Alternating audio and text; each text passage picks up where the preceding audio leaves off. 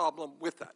So my question to you is, what will you tell the president when he says, I ran on a set of principles that I will not cut Social Security, Medicare, and Medicaid? Will you tell the President of the United States, Mr. President, keep your word, be honest with the American people, do not cut Social Security, Medicare, and Medicaid? Senator, your question was, what would I tell the president? And I listened as Senator Cotton was giving his introduction, and I really liked what he said. I didn't know what he was going to say until he said it. But he gave you the answer, which is the only thing I know to do is to tell the president the truth.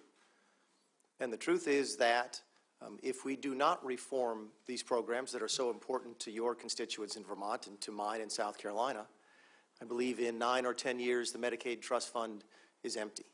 In roughly 17 or 18 years, the Social Security trust fund is empty.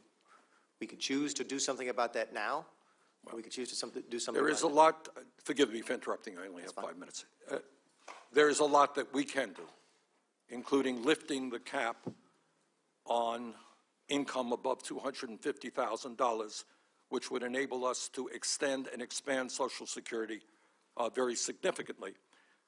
But the problem that I'm having right now is not just your nomination, but the integrity and the honesty of somebody who ran for office on one set of principles, nominating somebody else whose views are very different. But let me ask you another question.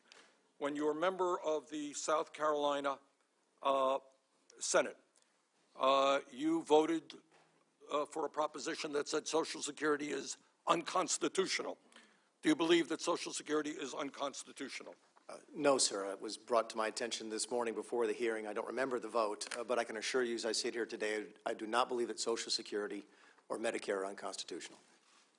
You were one of 6 members of the South Carolina State Legislature to vote on a proposition that said Social Security, the Department of Education, Medicaid are in violation of the 10th Amendment. You no longer hold the view that Social Security is unconstitutional. I believe you, Senator. I have no reason to disbelieve that. But again, as I sit here, I will not be arguing to the President of the United States that Social Security or Medicare are unconstitutional.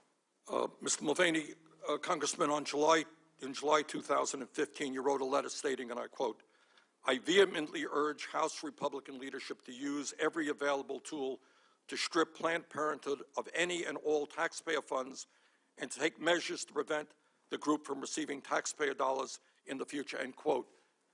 Some 2.5 million Americans, many of them low-income women, now get their health care through Planned Parenthood.